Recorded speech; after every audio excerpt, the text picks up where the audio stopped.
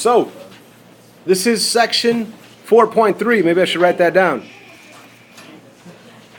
Feel free to take notes if you want. Section 4.3.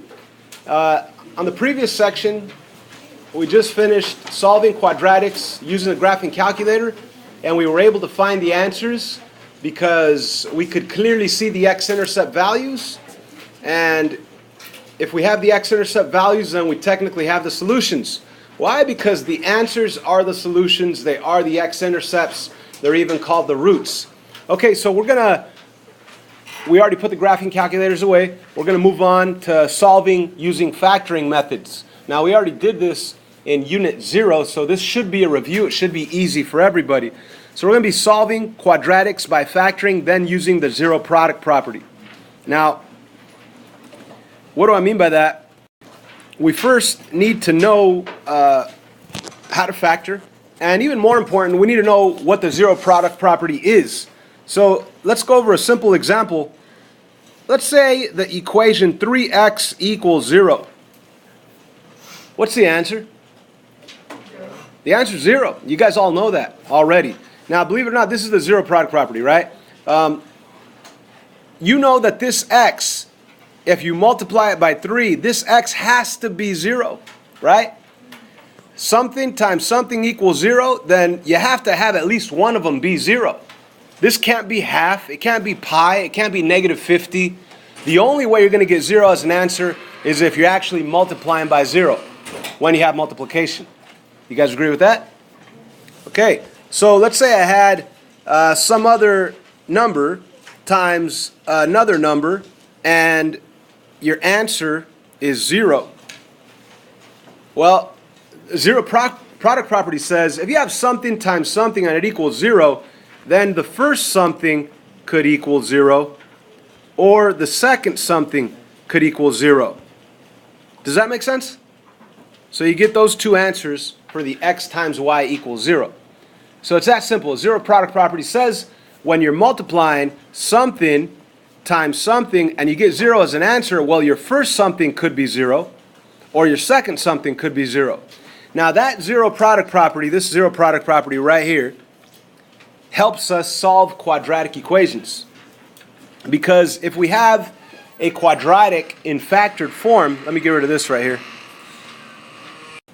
If we have a quadratic in factored form, like check this out. Let's say I had a 3x minus 9 parenthesis 2x plus 1 equals 0. Now if I told you to solve this equation, yeah, if you were to start simplifying and start distributing, right, 3x times 2x, you get 6x squared, 3x times 1, you get 3x. But you see, that's not the way to do it, because you know that you have something times something that gives you 0 as an answer. So you're going to use the zero product property to be able to say, if I have something times something equals 0, then this first something could be 0. So let me write that. 3x minus 9 could be 0. Or also 2x plus 1 could be 0. So you split them, just the way I did right there, and then you solve it, and you're going to have 3x equals 9, which means that x equals 3 as your final answer. On the other one, you would have 2x equals negative 1. I'm not showing my work here. Hopefully you guys are following along. And my final answer would be x equals negative 1/2. Okay, so those are my two answers to this quadratic equation. Why do I say quadratic? Because it really is a parabola. It's just not distributed. It's in factored form. Does that make sense?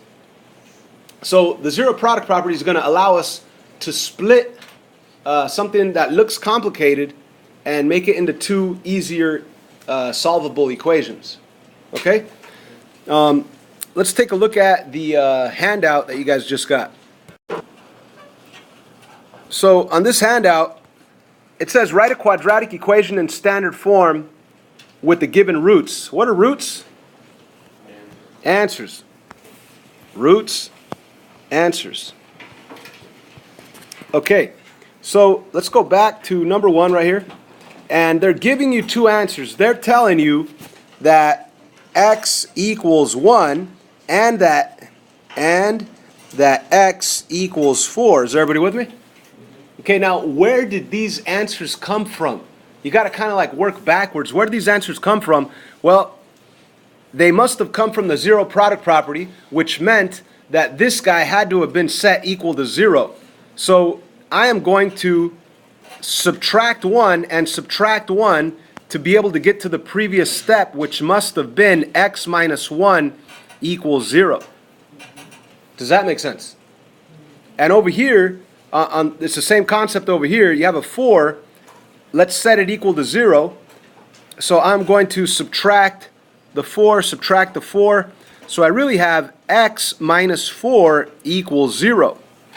Now, it's kind of like doing zero product property backwards, where we split it.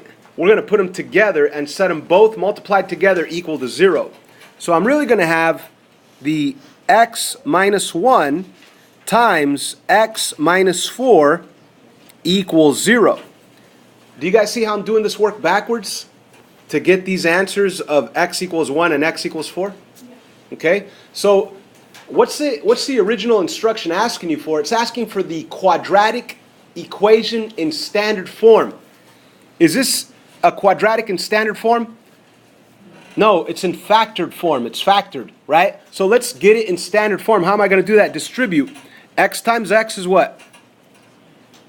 X squared. Okay. X times negative 4. Negative 4x. Let me write it down here, negative 4x. And then how about the inside negative 1 times x? What's that? Negative 1x. And now I could actually combine these two values of negative 4x and negative 1x. What do I get?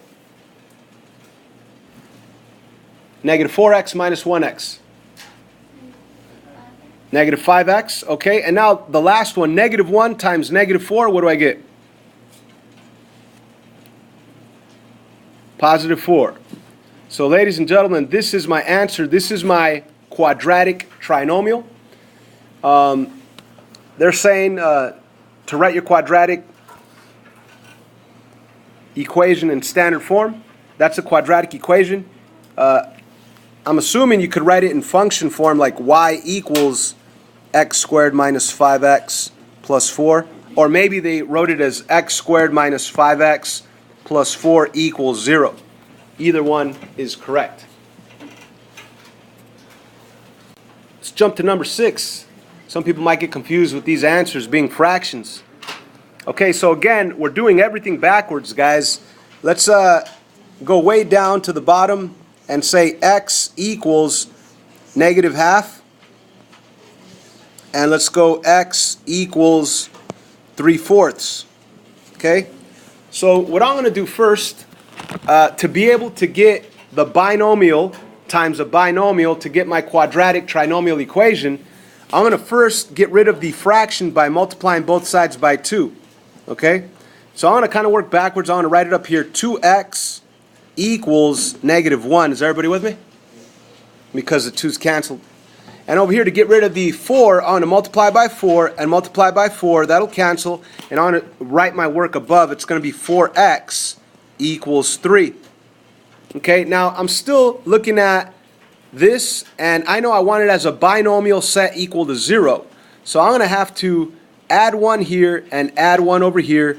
So I will have 2x plus 1 equals 0. And over here, when I, let me go with a different color here. I'm going to subtract 3 and subtract 3 to set it equal to 0. It's going to be 4x minus 3 equals 0.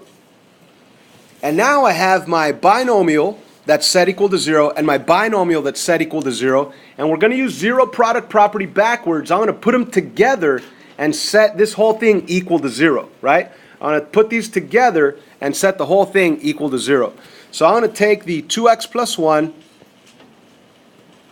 put in parentheses, times 4x minus 3, put in parentheses, set the whole thing equal to 0.